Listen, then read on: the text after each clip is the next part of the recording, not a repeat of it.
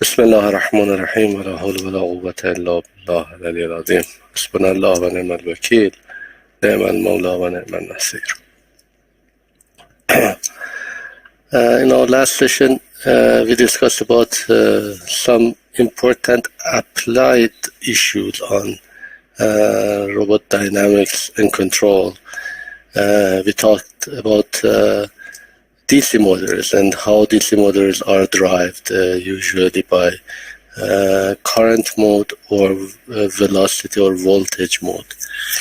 There were a question out of the class that if we have the velocity mode in the robot, why we shall use the torque mode? We can just use a velocity mode and give or a position mode.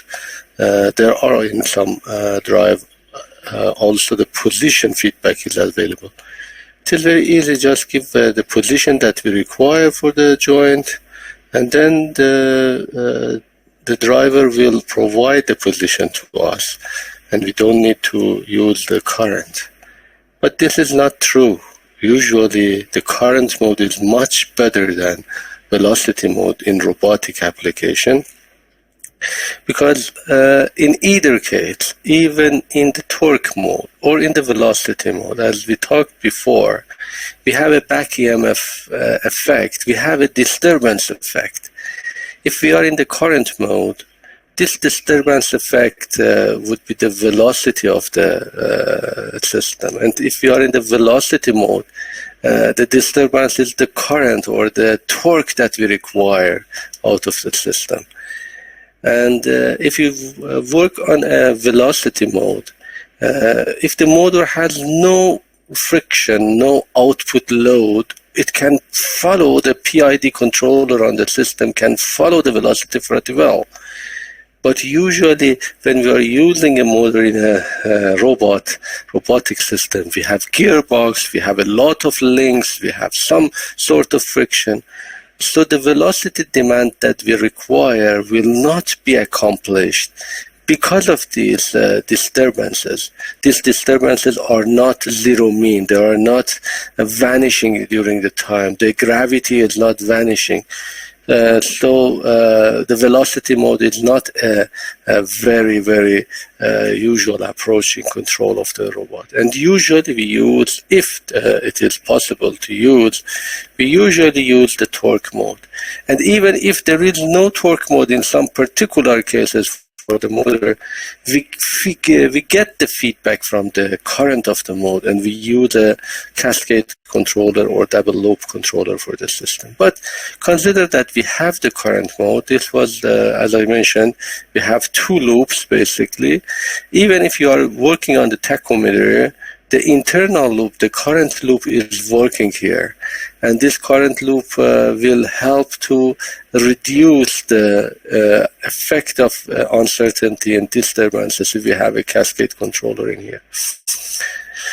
And this is the result. This result I didn't discuss that much last time. This is very, very important result. This is actually an experimental result we got from one of the DC motors in our lab. As you see, we have a frequency response. We requested the motor to provide us with a current in a robotic manipulator, and then we got the output current. As you see, there is a about minus 5 dB. This is the torque constant of the motor, the gain that we require, the torque and the current and the torque that we get. But this is quite flat.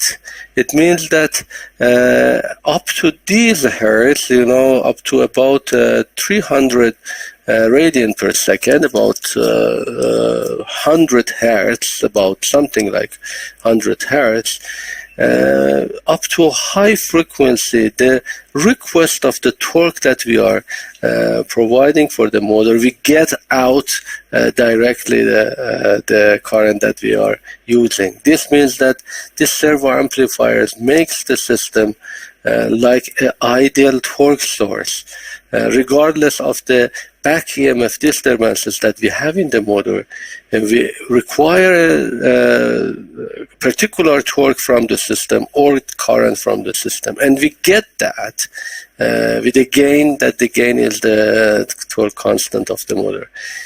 So basically, this will show us a very good performance up to high frequencies, and that's why we use current torque usually in robotic application. Notice that there are a number of papers to deal with when you are using a velocity mode or a position mode, how you should treat the feedback control. Of course, this is also possible, but you should have some remedies regarding the disturbances that you can follow from that papers. So here I can give you another research, the third research, which you have already two researches outcoming from this very applied question of one of the students, that why consider that you are not using the current mode, you are using velocity mode, or you are using voltage control at the motors, how you should treat the controllers, and what remedies or what class of issues you should consider in that velocity mode. You can consider looking into the papers. There are a number of papers, especially one of the good professors in Iran has worked out his PhD, and also some of his PhD students have worked on the velocity mode controller, which I don't recommend because it is much harder to do. I recommend using this flat shape of the servo amplifier in current mode, which gives you an ideal torque source. So this means that although we have different back EMF and different, LR linear model for the system and so forth and so on, if you use the feedback current, you can neglect that and consider that you are requesting a particular current, and you will get that. Anyway, so that's one important issue, and one research that you can provide us with some intonation to it. The next very important aspect, notice that this part of the course, this class, is very, very practical, very important. It comes out from the real experiences that we have through the years controlling the robot, using linear controller for the robot, which is usually done. And this provides you the backbone theoretical principles that we can use, why we can use linear controller. We saw that the dynamic equation of a robot is very, very decoupled, very, very coupled and multivariable, and it has a lot of nonlinear terms in it. But in most robotic system, a PID controller is used in the control loop, even for the special for the industrial robotic system. And why this is possible, how this is possible, and why we can design a linear controller for that. The reason is mainly because we use a gearbox. All the industrial robots, if they are electrically driven, if they are using electrical motors, they have to use some sort of gearbox or gear radio reduction. Why? Because usually electrical motors provide low torques compared to the required one, low torques and high speed. Electric motor can give 500 RPM, 5,000 RPM speed to you. 5,000 RPM, if you consider a robot with 5,000 RPM rotating, it is unbelievable. We don't need 5,000. We need 5 RPM or at least 500 RPM. So we cannot use the velocity, the output velocity, which is driven by the motor directly to the robot. Or if you use a direct interconnection, you are not using the power or the real power of the motor. You are just using a 10 power of that. But more than that, important than that, is the torque required. A very good motor, a DC motor, a very good motor, the Maxwell motor I showed you, provide you, for example, a 300-watt motor, which is very particularly used in the robotic system, provide you 0.1 of a Newton meter, or let's say 10 Newton centimeters, or 100 Newton centimeters. So the torque that is given by a motor is very low. And what we require much higher velocity. If we consider that a motor has a high velocity and low torque, but we need high torque with low velocity. So what's the solution? Using a gearbox. A gearbox, an box, is the torque while reducing the speed. If, for example, considering only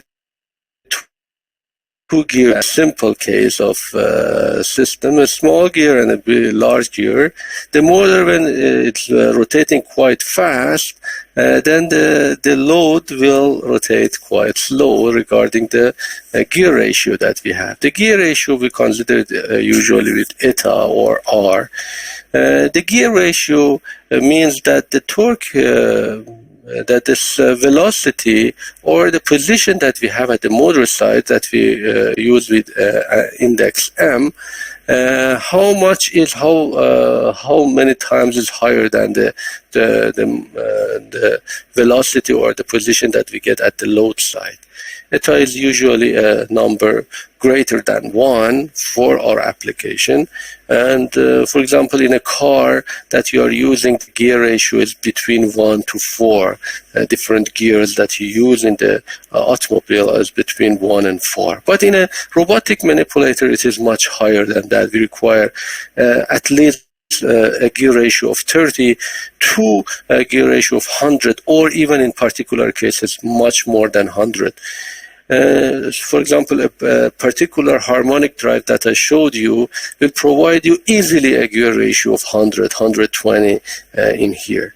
But when the velocity is reduced by the principle of virtual work, the work which is produced here should be equal to the work that we are using it.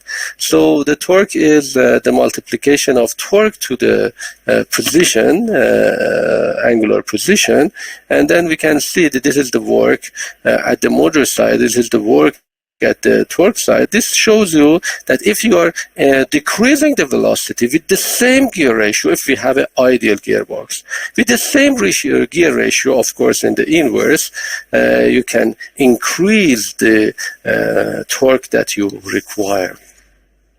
So we reduce this velocity and then we increase the torque that we require with considering that as a system of motion. Now, if we consider that eta in the dynamics of the system, now to see, of course, this has a very usual and beneficial effect, and you can use that, particularly in the system. So if you just design note, if you are really designing a robotic system, usually you do the simulation, the dynamic simulation, you move the robot around and get the torque that is required and the velocity that you require, and then you can put the velocity torque into this command, into this velocity motor characteristic equation to see what motor you require to find. But this is not the only. You need the motor and also the gearbox that you require. Usually, by noting that by multiplying the torque times the velocity that is applied to the system, we know the power of the motor that we require. So we know that we need a 300 watt motor, or we need a 100 watt or 1 kilowatt motor, or so forth and so forth.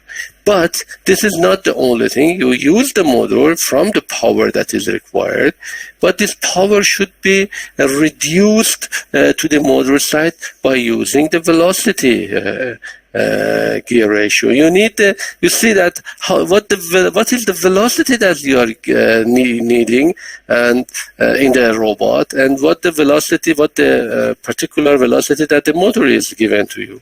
And then you can also find the gear ratio that is required here. Now, and usually this gear ratio is a number 100, I say, around 100, even more than 100 if you are using regular motors here. Now, if you have this gear ratio here, that significantly changed, and you should consider the gear ratio and motor dynamics in your design. It is not possible to just neglect the motor, because the motor is usually small, the robot is very big, very large. You can say, okay, well, how the dynamic of the motor is important. It becomes much more important because of the gear ratio. And this is very, very good for us. We will see that. Now, to consider both of this, consider that we have a rotating system at the motor side. I am considering now only 1 degree of freedom. Consider only one link for the system, for the robot. Here, consider that you have a link of the robot, then we extend it to multivariable case very shortly. We have a motor with a rotating case. The rotation is considered with index m, omega m, the velocity, tau m, also we have considered a disturbance torque or some other particular torque on the load side. If you consider that, now we have two basic equations. One is equation of motion for the motor side. So we have the torque of the motor, the torque that is produced by the current you are applying to the motor. This will provide you the velocity, angular velocity and acceleration of the rotor of the motor. Consider that Im is the inertia of the motor, which is a very small one. Bm as the viscous friction at the motor side. This is also usually small.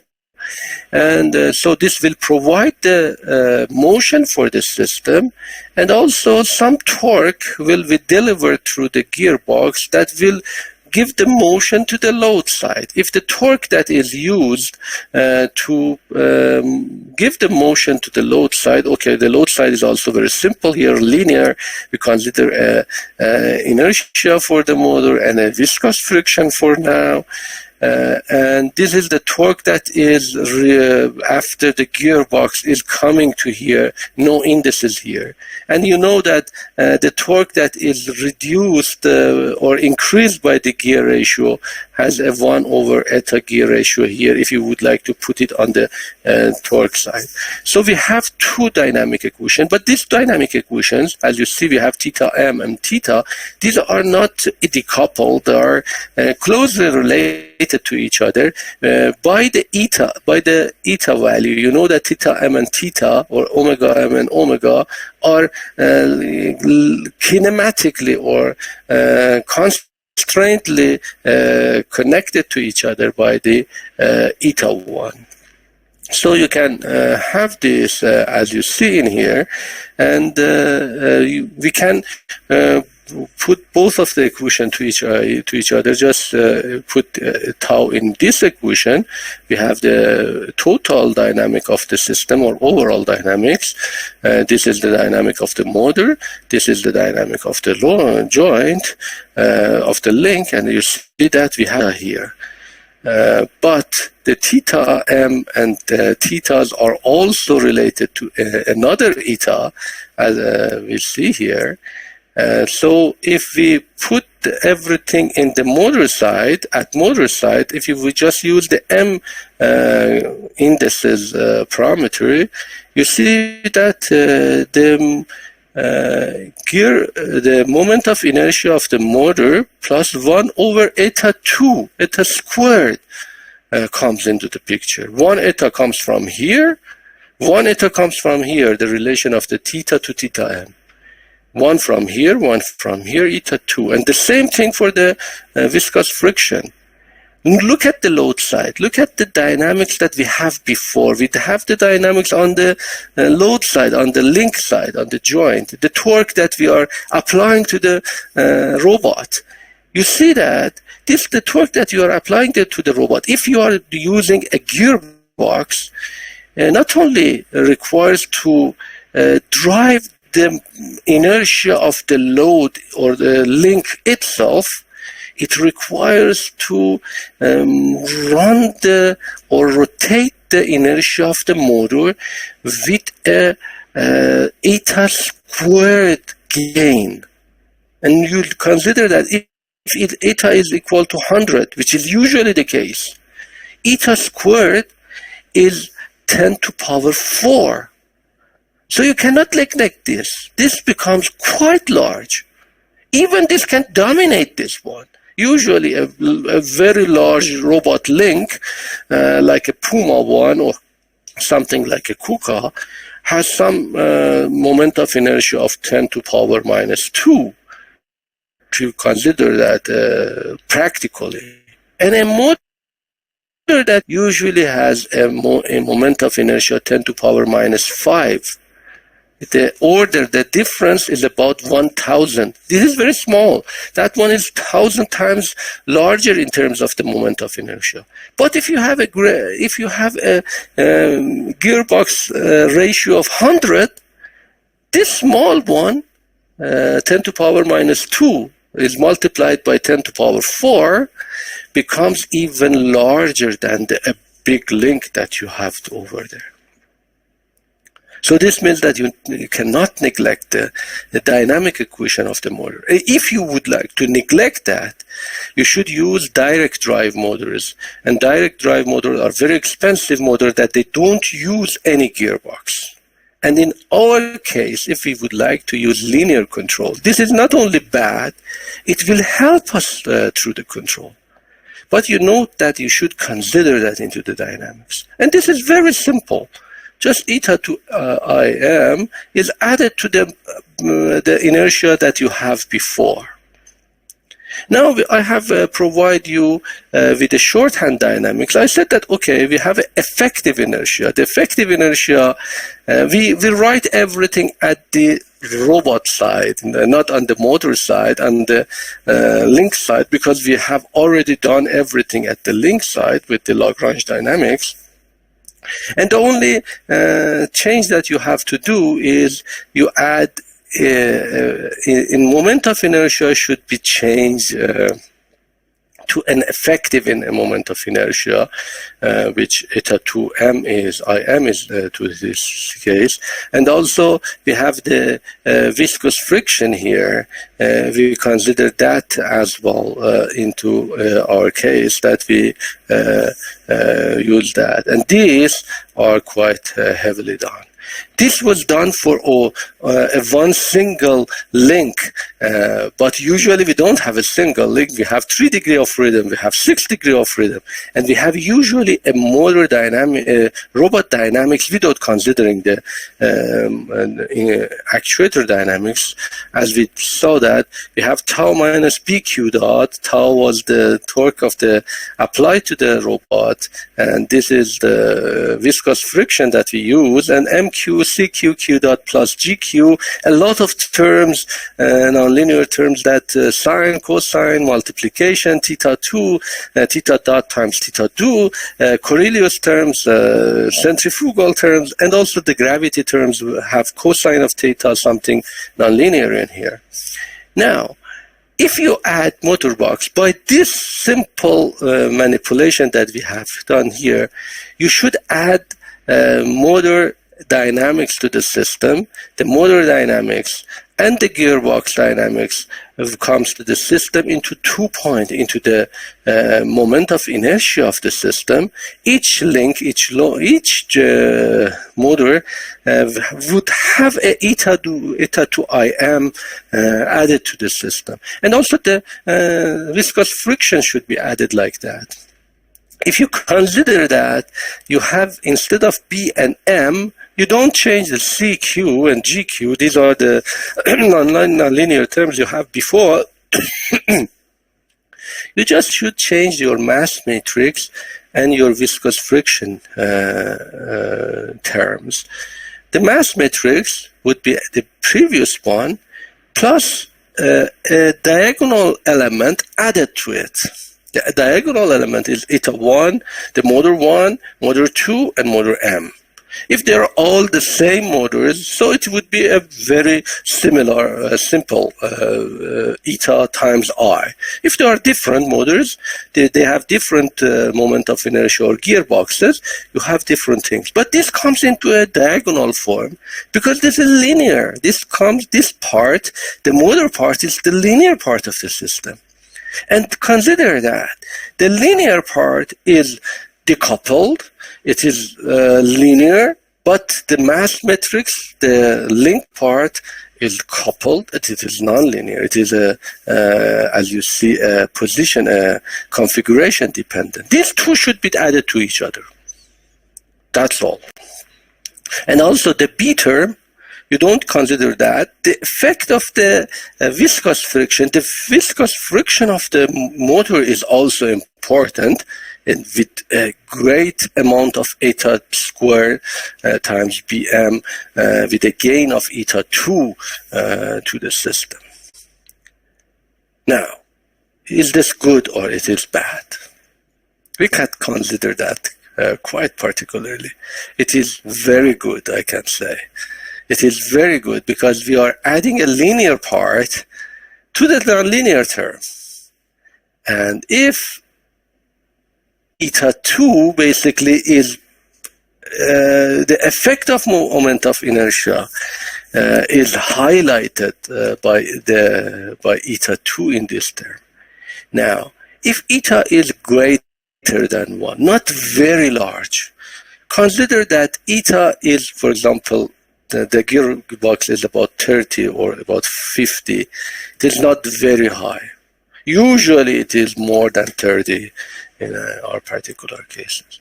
So we see that we still have these terms, but since we are using a large diagonal element here, we can considering that the diagonal elements are the dominant part, since we are adding some large numbers here, not very large. If it was very large, it is something else. But if they are large, we can consider that the diagonal elements are becoming dominant. This means that the dynamic equation will be decoupled.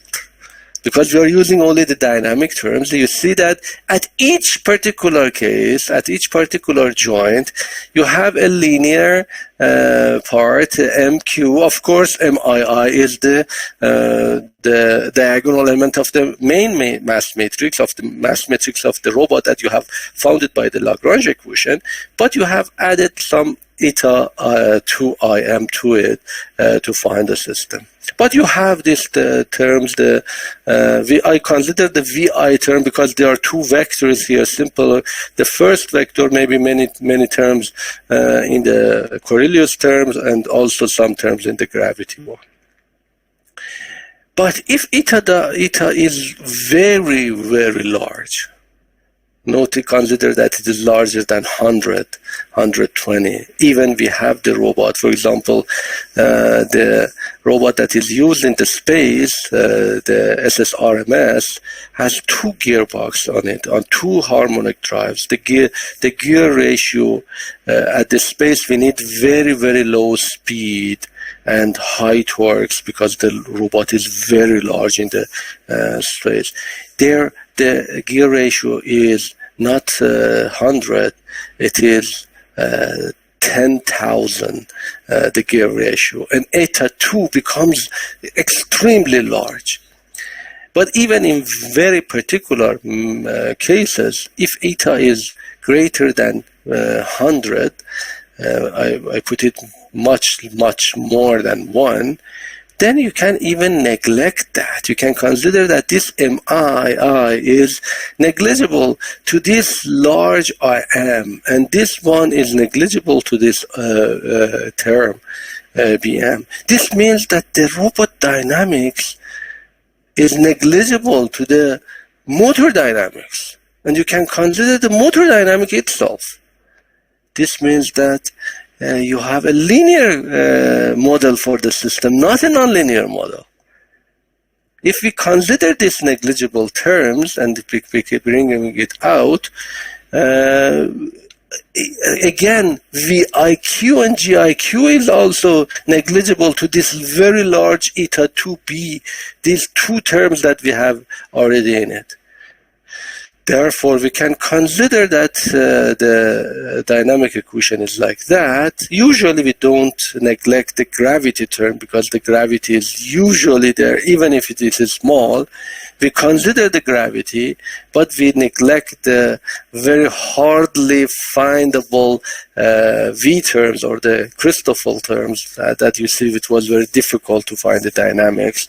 And we just neglect them, and we assume that, or we hope that the eta 2 will dominate, the gearbox will dominate that. And this equation is 100%, not 100%, 90% linear. You can find it, you can put it into the black box. A very usual cases that we use in the linear control system. Many of our bachelor students are in this class. They are quite familiar with that.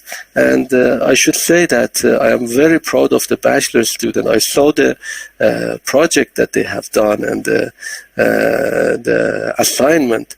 They are doing, many of them are doing very well. The people that are following us is doing very well. And I thank you for doing so good job for all the students, particularly the bachelor students that are in the class. Here you see it is a linear case. You are very familiar with the transfer function.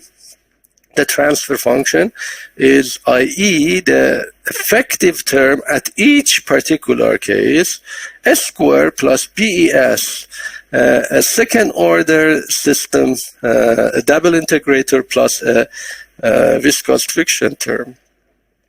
And you know that a second order system can be very, very well designed by a PD controller.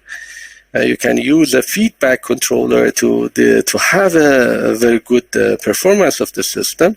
But since we have a gravity term here, this gravity term, I put it here. This is the nonlinear part. Still, this is there, and it could be a function of Q. Since this is still nonlinear, but we can consider it as a disturbance. And you know that a linear controller can well reject the disturbance if the disturbance is vanishing, if it is zero mean, if it is not. Of course, the gravity is not zero mean. We can consider that also to compensate for that. We are using usually a linear controller or a PID controller. You know that the PID controller can provide you with very good steady state performance at the outset if you have a disturber from the next session, hopefully. But this is the main issue that I would like to mention here, that we reach to a linear case. And that's why 99.99% of industrial robots are using linear controller. 9% of industrial robot. All the KUKA, all the system that you need, a bit more than linear, I will show you, bit more than linear. We should consider compensation of the gravity as well here.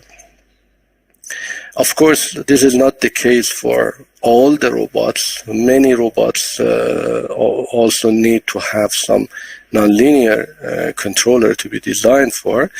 And in next chapter, we focus mostly on the linear controller, but we also discuss some nonlinear cases. How we can define that quite well by dynamic calibration. Still, one piece of the element is remained, and the piece of element is regarding this part.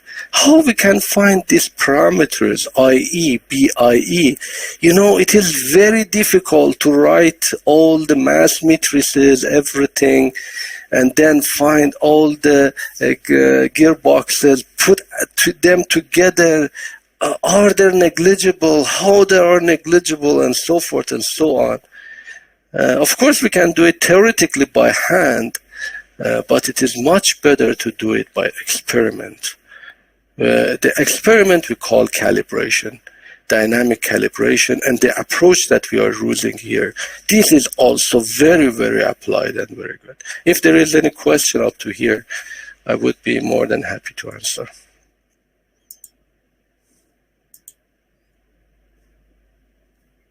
It seems that you are also excited as me by knowing that that very, very difficult dynamic formulation can be reduced to such simple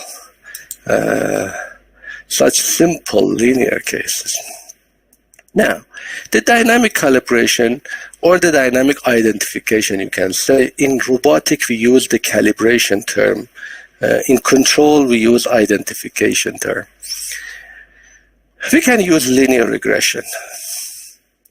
And all the people who have some classes with me, either in modern control or nonlinear control or any other course, even in industrial control, since this particular theory is very useful, I will teach them in all these courses somehow the linear regression. The linear regression is to find the parameter of a system using experiment. Notice the final equation that we have here, the final equation that we had here, you know, I provided here as the topic of calibration, and here the topic of the concept is to find the parameters of the system. So suppose that we don't know that what is I, what is B, and what is G. And if we don't know, we cannot use we cannot use linear controller, simple linear controller for that. Of course, we can tune the PID controller just blindly, but we would like to use some theory to basically design the controller and implement it in it. How we can do it? I said that, okay, it is not a very hard, difficult task.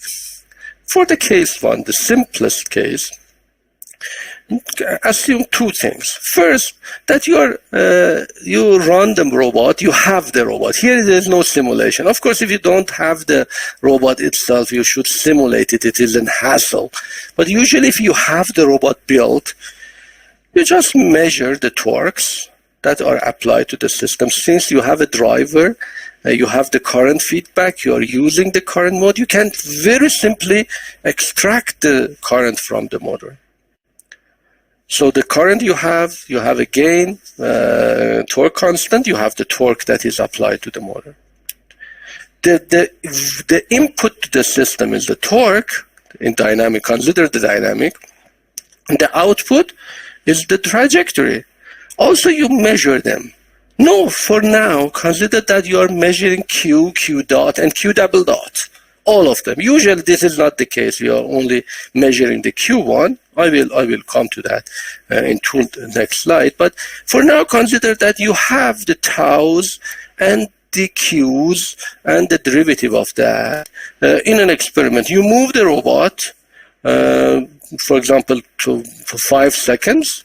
And with a sampling rate of 1 kilohertz, you find 5,000 points, 5,000 tau. I put it 1, 2, 3, 2 tau m, all for one joint consider now everything. For each joint, you should do that. For each, if you have a multiple robot, you have 6 motors, you should do it by one. This is tau I for each joint. You get the taus. I didn't put I anymore here because it would be a hassle. For each joint, you get the taus, and also you get the Qs for M sample. And M is very, very large. It could be 1,000, it could be 10,000, it could be 100,000.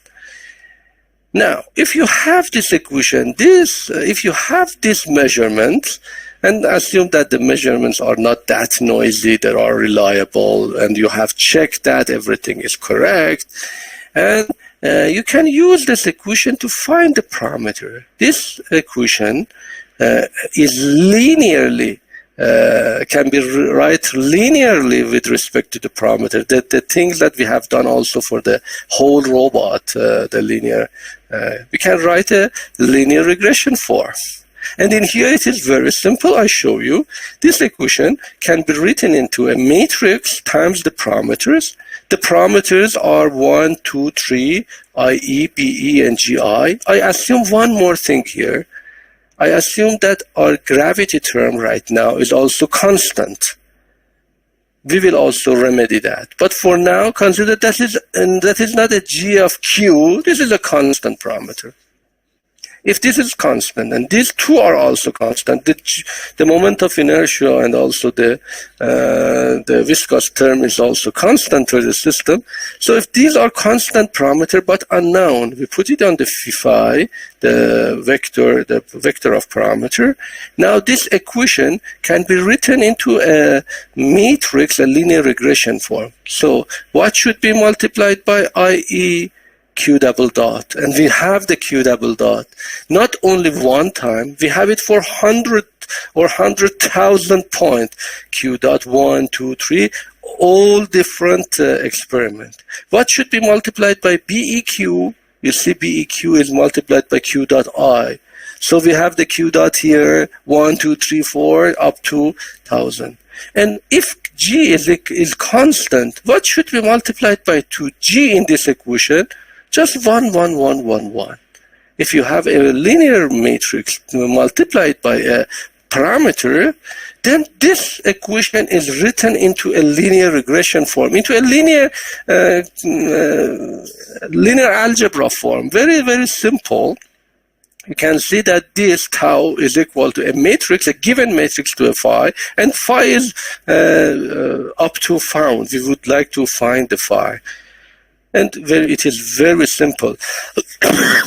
Of course, this y is overdetermined. The number, it is very tall vector because we have a very number of different measurement in here.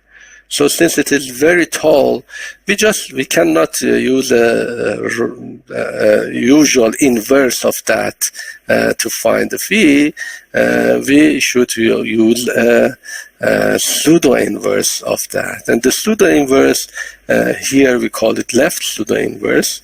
It is somehow different from what we have done in redundancy resolution. There it was the matrix was fat, was not tall. When it is tall, we use left pseudo-inverse, and the left pseudo-inverse is usually found by this equation: y tau, y transpose y inverse times y tau. And there is a very, very important background theory in here. Simple to say, use P-inverse of MATLAB. P-inverse gives you a very, very advanced technique to use that. The technique that is used in that is called householder reflection. I don't want to go to the numerical analysis problem. Usually we factorize it into 2 parts and then we use the factorization here. But in short, usually we use this. We have to calculate this in a very tractable way, in a numerical way. We use a P-inverse in MATLAB, very simple, and it directly gives you the parameter that you require. So you put the experiment here, number of experiment in here. The tau also the other side. We have the tau, we have the y, the script y, and then use the simple linear regression form to find that. We don't need even to go and find the dynamic equation if you would like to use linear controller for this case. Of course, we have done two assumptions here. I remedy one by one.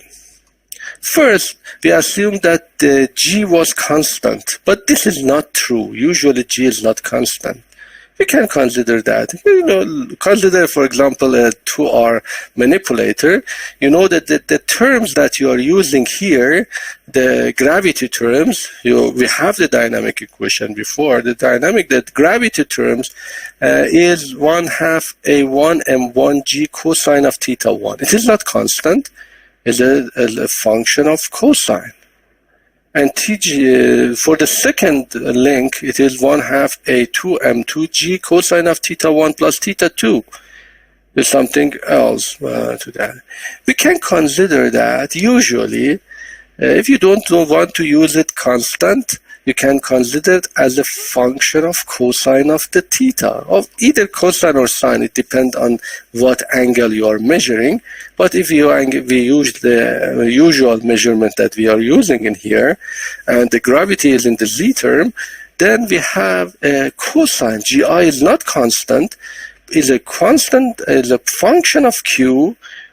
But again, it can be easily put into as you see, if you have GI, a constant value times cosine, now we don't know that what is this constant value, 1/2 A1, M, G, what M, what G, whatever. We can put that constant as a parameter and then use this part. This is cosine of Q. You can put Q1, Q2, different experiment, extend your linear regression matrix to find that. And this is also very easily found by the equation. You can write two line code in MATLAB and find all the parameters.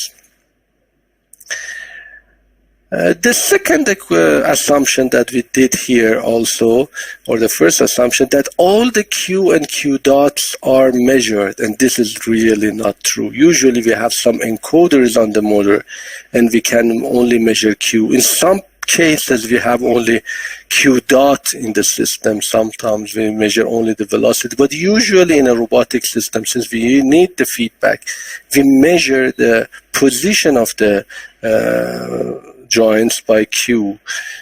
So in this case, the third case is only tau and Q is measured, not Q dot, not Q double dot. This is also very simple. We can use a filtered version of differentiation that we use. This can be done in the MATLAB many forms, but usually S will give you a direct differentiation. This is not good because if this is noisy and you differentiate it, the noise will be much higher. And as you have seen in also industrial control part, usually we used a filtered differentiation. A filtered differentiation is a simple transfer function S divided by tau fs plus 1. We have a certain bandwidth of the filter, or we call it a bandwidth or some time constant for the filter. And how we can choose that? This is quite simple. You can put here, you can put the Q here, but put it through a Simulink or a very simple MATLAB. I will give you also some MATLAB code as well, some MATLAB comment here. You see that the Q1, you give it to it and then differentiate it. See the output result, how noisy it is. If it is too noisy, it means that you should reduce the frequency between. Basically, we call the bandwidth of the system omega f, compared to omega f in hertz, is 1 over tau f. If the tau is the time constant of this filter, omega f is the crossover frequency, or the selected term that we reduce the cutoff frequency basically for the system, we can see that this omega f should be greater than 10 times of the bandwidth of the system and smaller than 0.1 of the noise. This omega f should transfer all the, when we have a motion with 1 hertz for the system or 2 hertz, omega f should be more than that, not to ruin the motion of the robot.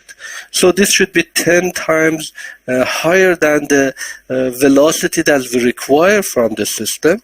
And also it should be much lower than the noise. If the noise is 1 kilohertz or 2 kilohertz, it should be 1/10 of that. And usually you can find that quite by trial and error, very simple, to see how differentiation is working. So if you do the differentiation first, and you can use 2 blocks. One differentiation, with 1 block you find Q dot, and if you add another third block, you can find also Q double dot. And Q double dot is also more tricky because you are double differentiating the noise. And usually, practically, we can say that tau f is, we can use WF between 20 to 1000, depending on the noise that you have on the system, and tau f between 1000 to 0.0.5 if you would like to use that. And also, since we can do that offline, we can use filt command of MATLAB. You can use filter command in MATLAB to define any filter like that. This is the most, the simplest possible filter, first order possible. You can use second order, you can use Chebyshev filter, you can use 100 type of filters there, but you don't need that much theory here. You can use very simple case, but if you use filt gives you also compensate for the delay of the signal, and this is very, very well working. Of course, filt is not cannot be used in feedback cube in online computation, but since you have logged the data and you can use it in MATLAB in offline manner, you can use filt to find Q dot. If you have Q dot find there, you put it again back in here, now the filtered version, and you find the parameters. I think that this is the whole thing that we have done, and I hope that one of our previous students who have done that on our KN2C robot was here. No, unfortunately, he's absent. Mohammad Mahdi Nazari, his bachelor thesis was doing that on a real robot that we have on the KN2C lab. Now, I have done that several times, and it is working quite well. Is that story finished? You have all the parameters now here, and you can use the control. Still not. There is one more intuition and to be considered. And this is the last notice that you should do. Everything very, very practical, as I mentioned. Now, you do that and you find the parameters. Always, you should verify the parameters. Are the parameters correct? Are they reliable? Did I do anything wrong during the differentiation, during the data gathering, during the modification? Or is the model I am using enough? Yeah, I'm using a linear model. Is it enough? We know that linear model depends on the eta. If eta is not very large, the model is not very good. How we can examine that through experiment? There is also many papers and many books in here written in this case, in the calibration part. I give the essence of it, the very, very particular case in here. Say, okay, you have find the parameters, but maybe eta is not very large, and then the VQ term is not, we neglect that could come into the picture. How we can find what is the effect?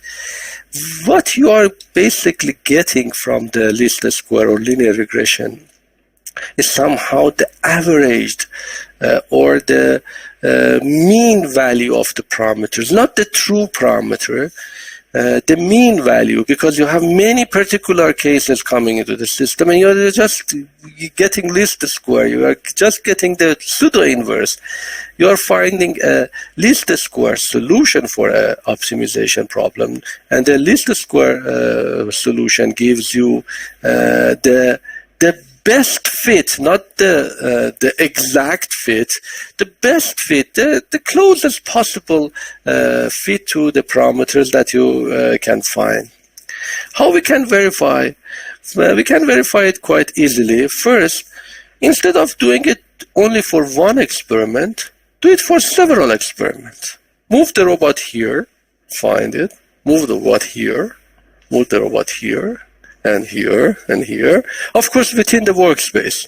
Not here, whenever we use the robot in here, but in here we can use faster motion, you can use slower motion. How fast and slow comes into the picture? Is it important to have fast motion or slow motion to verify the model? Yes, it is. It is because of the V term. The V term, the Coriolis and centrifugal terms, are much higher in faster motion. Remember, it was omega squared, omega dot. And if you have higher velocity, these terms becomes more into the picture. So you should consider that. Of course, within the workspace of the robot and the operating mode of the robot. If the robot is, for example, surgical robot, so it doesn't move so fast. If it is a painting robot, it might be quite fast. So you use the direct application or the direct trajectory that is used in the robot to find this different experiment, but different experiment within the workspace.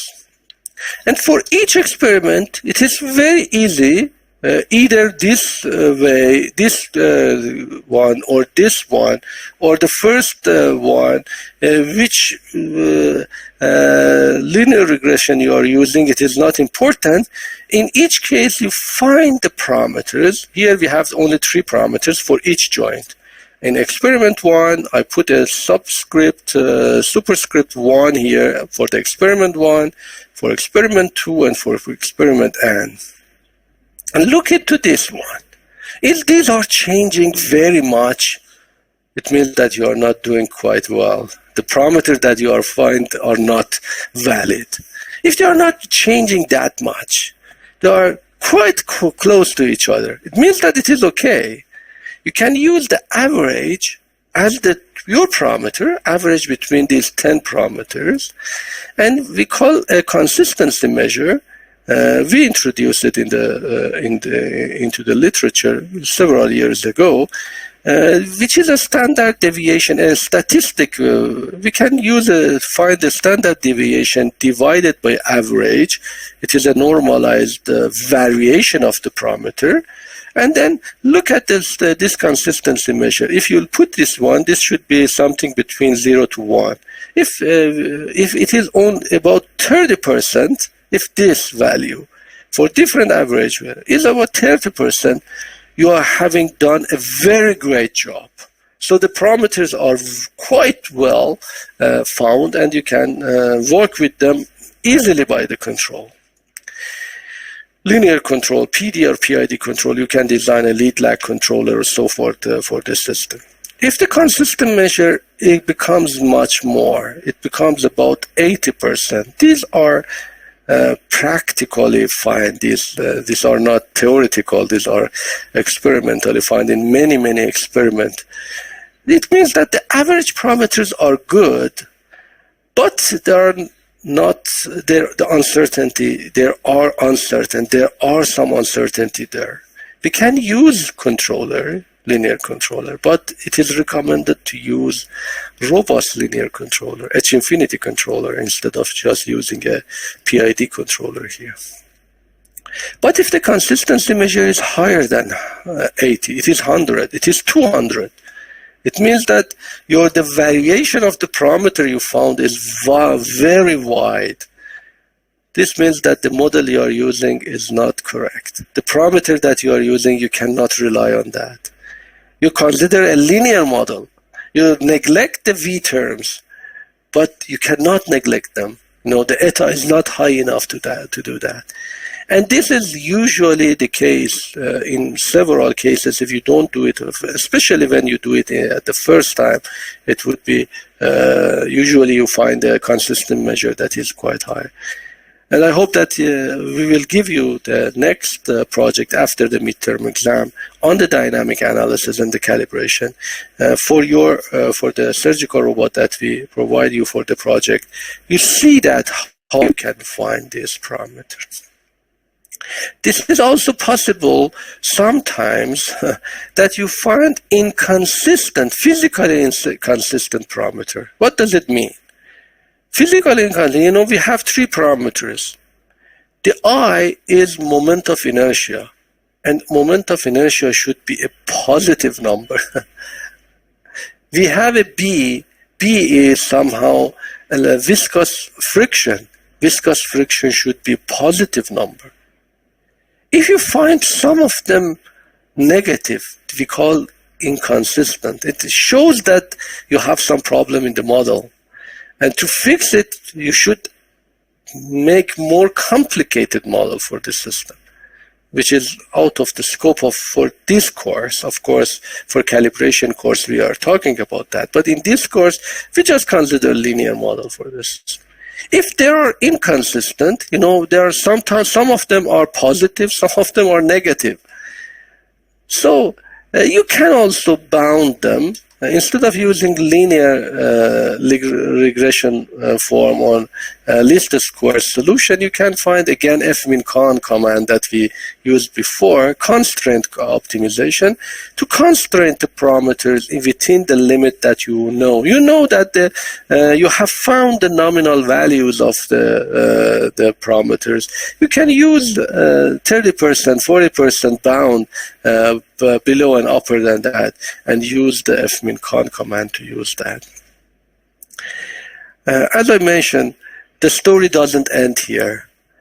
And this is a very, very, very attractive line of research in calibration of the robot, which is very important. If you would like really to design and implement a robot, if you have a robot manufacturing company, you need to have some calibration process being done in here. And since we have built a number of robots in our lab, we have done that several cases. We know that how much it is important to have good values for the robot. Now, if you look at the whole case, it is not bad to have my much younger picture here at the end slide of this chapter. If you look at the whole work that we have done in this chapter, you see that we start with finding very, very large and complicated models. And this is the basic. This is the full model of the system. In this case, we didn't consider the actuator dynamics. It was completely correct, but not complete. Then we talk about the physical properties of this, and we saw that m dot minus 2c, you remember, m dot minus 2c is skew-symmetric. This is very important because we can show you furthermore in the next chapter that the c terms, which the Christoffel term, which was the most difficult part of finding in the Lagrange formulation, can be neglected, can be considered in the pathway for now. Then we come to the actuator dynamics. We saw that it is really possible to neglect the C terms if you have a gear ratio. And finally, we come with the dynamic calibration that although you have found all the parameters, all the dynamic equation, the parameters are not very easily found, and you have to use some experiment to do that. Of course, we did everything very introductory here. Not this part, this is quite advanced. This two-part was quite advanced. But here, we used only DC motors, we used only electrically driven parameters, and find very, very simple calibration processes within the system. But now we are ready to start the last chapter, to start the control by using this block diagram. We use this block diagram, at the beginning of the next chapter, and we talk about that in the next chapter. Is there any question? I have two questions. Sure. One of them is, if the dynamics of the motor is dominant, do we need to have calibration for the robot when the parameters will end up negligible for us? Sorry, I didn't understand your question. Your voice is still a bit with lag. So that when, again, can you repeat that? Somehow louder. Yeah. I'm saying when the dynamics of the motor is dominant, do we need to have calibration for the robot dynamics when, many parameters will end up negligible for us? How negligible they are? I don't know. So by calibration, you can find it, how negligible they are. Of course, you can don't do the calibration if you don't have the time or the tendency to do that. No, but in practice, you need to do some calibration. Because even if you just consider you're not doing the calibration, you don't want to do calibration, what you would put in this IE and BEI, what number would you put there? From where you get it? From the motor. You should go to the motors, see the structure, get the eta. This is quite a sophisticated case. Just do an experiment. If you are a practice, if you are really a roboticist, you have the encoder you have. We have Mohammad Bajilani quite well, or Mohammad Mehdi Kalantari. Everybody who is working, Jawad Khorramdel, I see it in here. Many people who have worked in the robotic. If you have the robot, if you have built the robot, do the calibrations. At least try to do it once to see how well, The question is, how negligible is the terms? We can find it through the calibration process. And my second question is for finding Q double dot. Do we need using more complicated observers in practice, or just that simple filter works?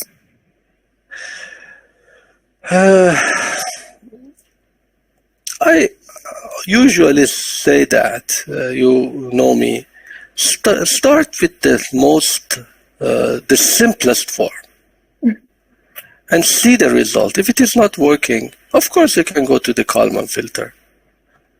I cannot give it here because Kalman filter requires another course. You can use nonlinear observer. I have given a workshop on nonlinear observer. You can use a high-gain observer for that. You can use an uncertain observer for that. But these are only when it is needed. And how you can verify it? Just see it. Give the Q, put it into the filter, and see the Q dot and Q double dot. If Q double dot is still very noisy, if it is not from the physical concept, give a sinusoid.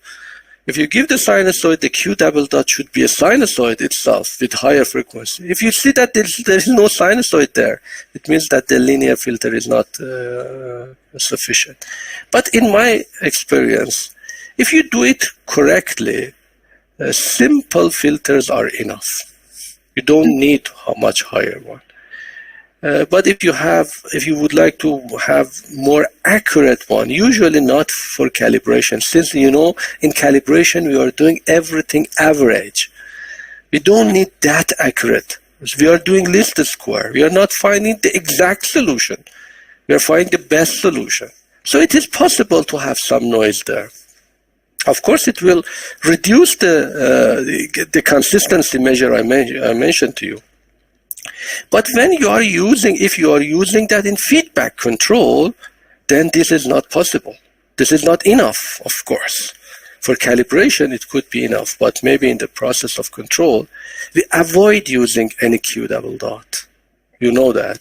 We use passivity method or many other methods in practice to avoid using any Q double dot in the feedback. We might use Q and Q dot in the feedback. And even if we don't have the Q dot, we can use the filter or something like that, filter differentiation to get the Q dot in the feedback, but not Q double dot. Q double dot is somehow a border of magnitude difference in terms of the solution, and it will reduce the performance of the system. But for calibration, it is enough. And remember, this course is introductory course in robotic. It is not calibration. It is not the second course in robotic. In second course of robotic, we talk about a lot about that. And as I mentioned again to you, we have just recently done this approach with the virtual work approach. We find the dynamic of the system with virtual work, and then did the regression form for the whole system, and also the calibration on the real robot, on the surgical robot that we have, on 2 robots basically. This is not published yet, but it is archived. You can see in my publication case. This is a very long paper that one of your TAs, Ali, has applied that in the system. You can see that for further details. Sure, thank you so much. Any other questions? I had 2 questions, may I ask? Of course. As far as I'm concerned, linear square is very sensitive to outliers. Is it necessary in some cases to use other methods, or not? It suffices. What do you think yourself about the answer of the question? This is not a question, this is a comment. Again, I answered like what I did to Zahra, what I said to Zahra. Start with linear square, least square. If it is not good, then go to weighted least square, if you are familiar with that. If that doesn't work, then you go to higher. This is the basic technique. But in my experience, in 90% of the cases, it is enough in practice. Thank you. I just wanted to know that, and that's how well it works, actually. And another question, I doubted about the first figure you showed at the beginning of the session, the torque of the motor with the frequency. I just wanted to ask, the frequency was the frequency of the driver or the frequency of the motor? I'm just a little confused. No, this is frequency estimate or frequency response. This is the transfer function estimate of the whole servo amplifier plus motor. We have a servo amplifier, we have a motor. We put, you see, we have a lot of points in here, and then we fit it with a least square again here. You can see if I increase if you can just magnify that. We have a number of points here. Each point, we give a sinusoid input to the system with frequency, let's say 10 radian per second, with frequency 2, with frequency 3 to the system. We require a torque with frequency 2 to the system, and we get the output. This is the command that we require, and we get the output torque that we have found. And then we find the transfer function, the relation between this to this. We see that if you give a sinusoid input, you got a sinusoid input with a linear gain Of course, you can also plot the phase here. We have also a phase plot here. This is exactly the body plot of the system. This is an experimental body plot of the system. You give a sinusoid input, you get a sinusoid output, and you find the difference between that. And you see that up to this point, almost up to here, not 10,000, but maybe 300 radian per second, even maybe 400 radian per second. You give a sinusoid, you get a sinusoid with almost the same gain that you require. This means that this block diagram, this system is acting like an ideal torque source, like a line that you request something, you get the same thing with the gain. Of course, if the frequency goes higher, we have a crossover frequency, and then we reduce that. This is not working in these frequencies. At these frequencies, the system is not working, but these frequencies are very high for a robotic manipulator. 1 kilohertz, you never need a motor to. This is not the driver PWM frequency. This is not related to that. This is the whole frequency response of the system. Thanks, I got it. And the research was to study these cases for other kinds of drivers? No, I said that the research was, we usually use, notice that we usually use current mode or torque mode in the control structure of a robot. What happens if we use a velocity mode? If we use a velocity mode in the control, what concerns should I consider? What are the related theoretical background? What would be the how we can remedy the problems? Look at that, compare it, how we can use a current torque. This is much more, as you see here, very, very ideal and very, very suitable if you use a current mode. If you somehow your driver doesn't have a current mode, or you don't want to use a current mode, or as Muhammad asked me, might be preferable to use a voltage mode, since why we give torque to the system, just give directly the position that we require for the motor. And then we get the position if we have a good driver there. This is not true. I wanted you to discover when we are using a velocity or a voltage mode in the control structure of the robot, what concern, what difficulties appear, and how we should deal with them. This is the research. Thank you. Thank you for your attendance, and again, I thank you for being with us. Hossein, you have a question? Go ahead. Yes, I have a question. Can we say, or can we consider that when designing a robot from scratch, we must simulate this robot? Okay. We can keep the dynamic formulation simple as possible. Okay, do our theoretical study. This is for tuning or choosing the right motor and the right gearboxes. Then the next step will be building this robot according to our initial study. Then the fine tuning is done and system identification by calibration. Yeah. Okay, is this the strategy for? Perfect. This means that you have built your own robot. I didn't say that in the class, but what I said is we need, again, let's go back to this point. If you look at this content, we need to know about the motor dynamics of the motor of the robot, and we need to do that to do some simulation. This simulation are very important in different aspects. When you are designing a robot, this simulation is very good to find what actuator and what gearbox you require to buy for this robot. Or the actuator that you have is sufficient for your robot. How you can do it? It is very important. Let me again put it in here. The most significant part is this characteristic equation. You see here, we have frequency and torque. Do the simulation, run the robot in different particles. For example, we have a surgical robot that would like to do a circle turn and a fast turn. Do it several times. Then you will understand what is your torque and what is your speed that you require.